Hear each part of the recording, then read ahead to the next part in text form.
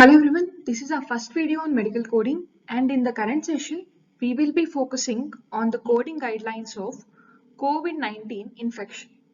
In this session we have included the newly added codes.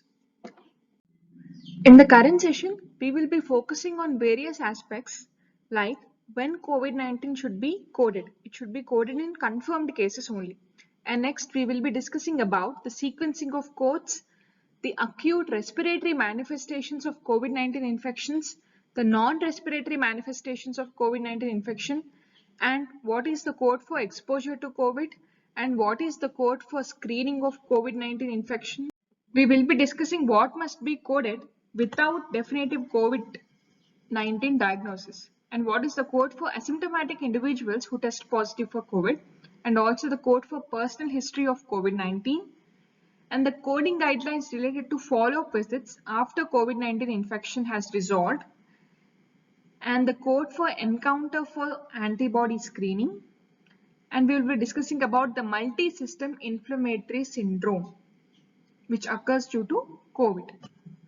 And coming to the new addition, the 2022 ICD-10-CM coding guidelines has added a new code for COVID-19 guidelines, that is the post-COVID condition, and the code is U09.9.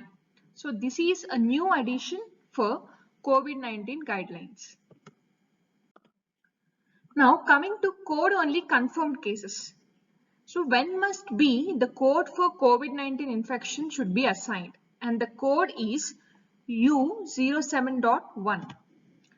So we must code only a confirmed diagnosis of 2019 novel coronary virus disease, which is also called as COVID-19, as documented by provider or documentation of a positive COVID-19 test as a result.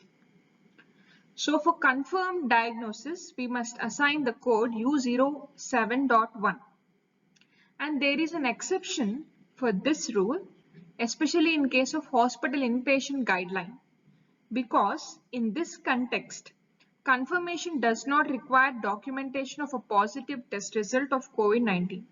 The provider's documentation that the individual has COVID-19 is sufficient. In case of inpatient coding, confirmation does not require the documentation of positive test result. A simple provider documentation that the individual has COVID-19 infection is sufficient.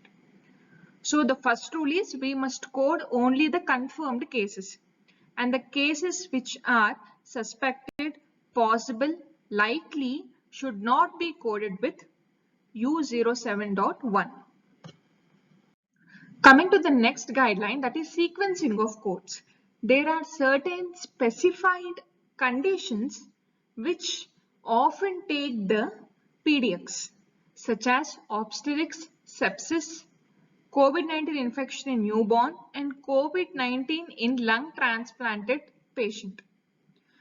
So in certain special cases, though the patient has COVID-19 infection and that is the reason for encounter, some other code must be given as a PDX. For example, in case of obstetrics, OB cases, O98.5, that is nothing but the other viral diseases complicating pregnancy, childbirth and puerperium must be used as a PDX, and after that COVID-19 infection must be coded. Whenever a pregnant woman is diagnosed with COVID-19, first O98.5 series code must be given. After that, U07.1 must be coded. And similarly in case of sepsis. In case of sepsis, which code must be assigned as PDX? Whether the COVID-19 infection or the sepsis, it depends upon the reason for admission. If the reason for admission is COVID-19 infection and the person develops sepsis after admission, the PDX must be COVID-19 only. And similarly in case of COVID-19 in newborn, there are two scenarios and we will discuss further. And whenever COVID-19 infection occurs in lung transplanted patient, code from T 86 series and an appropriate complication code must be documented before COVID-19 infection. Now coming to COVID-19 in newborn. There are two scenarios. Whenever the newborn is diagnosed with COVID-19, you can simply directly assign U07.1. But in the second case, if the physician document that the condition was contracted in utero or during the birth process, the newborn is diagnosed with COVID, but the condition is contracted. If it is documented that the condition is contracted in utero or during the birth process, then we must assign code P35.8. That is nothing but other congenital viral disease. And after that, you must assign U07.1. That is nothing but COVID-19 code. And whenever we code the birth episode in newborn record, appropriate code from the category Z38, that is nothing but live born infants according to place of birth and type of delivery, should be assigned as a principal diagnosis. Now let us discuss some of the acute respiratory manifestations of COVID. COVID infection might lead to other manifestations such as pneumonia, acute bronchitis, NOS, lower respiratory tract infection, acute respiratory failure, etc. So the appropriate codes whenever acute respiratory manifestations of COVID occur are whenever pneumonia occurs as a result of COVID, you must code U07.1 and J12.82. And similarly for acute bronchitis, you must code U07.1 and J20.8. And for bronchitis NOS, you must code U07.1 and J40. For lower respiratory infection or acute respiratory infection, you must assign the codes U07.1 and J22. For respiratory infection NOS, you must assign U07.1 and J98.8. And for acute respiratory distress syndrome, if COVID-19 results acute respiratory distress syndrome, first we must code U07.1 and then J80.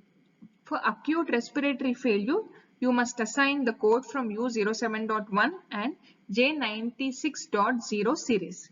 The star mark indicates there is further subclassification.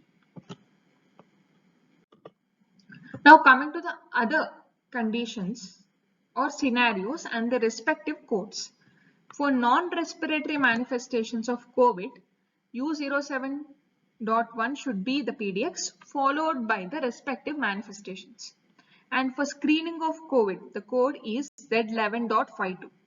And for signs and symptoms without definitive diagnosis, patient has the signs and symptoms related to COVID, but there is no definitive diagnosis. In such cases, we must assign the appropriate signs and symptoms such as cough, fever, headache, etc.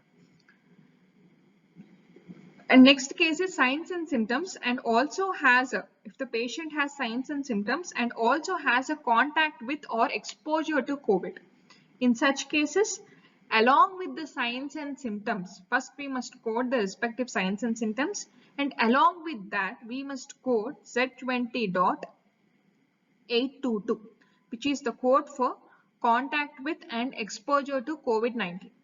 And for asymptomatic individuals who test positive for COVID-19 infection, the regular U07.1 code must be given. Even though the patient is asymptomatic, but the test result is positive, then we must consider this as a confirmed case and code U07.1.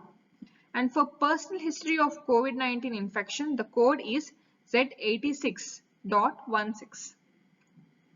And for follow-up visits after COVID-19 infection has resolved, we must assign the appropriate code of Z09 and history of COVID, that is nothing but Z86.16. In addition, the code for encounter for antibody testing is Z01.84. And whenever the patient develops a multi-system inflammatory syndrome as a result of COVID, multi-system inflammatory syndrome may occur as a result of COVID-19 infection. The respective codes are as follows. Whenever the patient has active COVID infection and develops multi-system inflammatory syndrome, we must assign U07.1 and M35.81, which is the code for multi-system inflammatory syndrome. And if the patient has history of COVID and develops multi-system inflammatory syndrome, we must assign M35.81 and U09.8. This is a new code and this is a new guideline. And for suspected exposure, if the patient has suspected exposure and it develops MSI, we must code M35.81 and Z20.82. Coming to the important point, screening of COVID-19 infection. Usually the code for screening of COVID-19 infection is Z11.52. But during the COVID-19 pandemic, it is not appropriate to assign a screening code. For that reason, for encounters of COVID-19 testing, including the preoperative testing, we must assign the code exposure to COVID-19, that is nothing but Z20.822 for screening of COVID. Let us put focus on multi-system inflammatory syndrome. Because of the new revision of codes, the coding scenario has altered for multi-system inflammatory syndrome. Let us discuss how. So there are three scenarios whenever we code multi-system inflammatory syndrome. The first scenario is if the patient has active COVID infection and develops multi-system inflammatory syndrome. Then we must code U07.1 and M35.81. There is no change in this coding guideline. Previously we used to use these codes and now also we are assigning the same codes. And the second case is if an individual has history of COVID-19 and develops MIS, which is nothing but multi-system inflammatory syndrome. Here the MIS is considered as sequelae for COVID-19 infection. For that reason, previously we used to code M35.81 and B94.8, which is nothing but the sequelae of other specified infectious and parasitic diseases. But now, due to the addition of new code, that is nothing but the post-COVID condition U09.9, for all the sequelae of COVID-19 infections, we must assign U09.9. So, if the individual has history of COVID-19 infection and develops MIS, the appropriate codes are M35.81 and U09.9. This is the new coding guideline. And the third scenario is suspected exposure. If the patient has suspected exposure and develops MIS. Here, there is no change. The codes are M35.81 and Z20.822. Now coming to the newly added code, the post-COVID condition.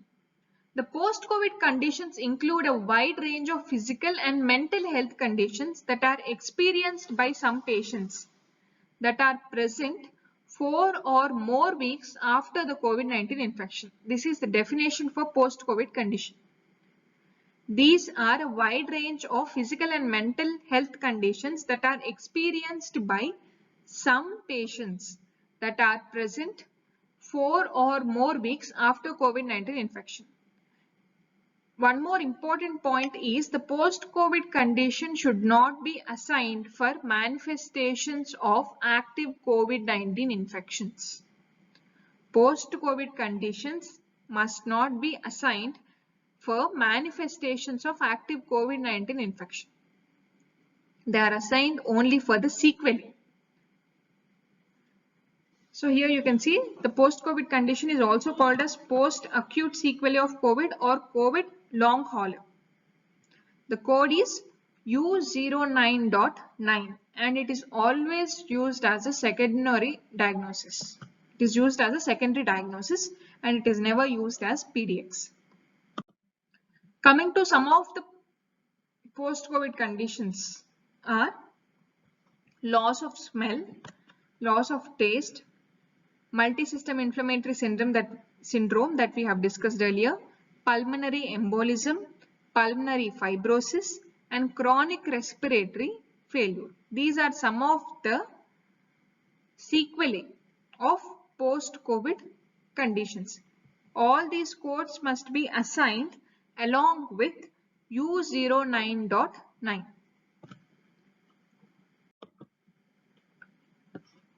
So one more important point is for post-COVID condition or COVID long hauler, we must first code the condition or the symptom and then you must assign U09.9. Conditions and symptoms are nothing but loss of taste, loss of smell, pulmonary fibrosis, etc. One more important point is when a post-COVID condition is still existing, for example, loss of smell. When a post-COVID condition is still existing and the patient develops new active COVID-19 infection, that is recurrence of COVID-19 infection occurs.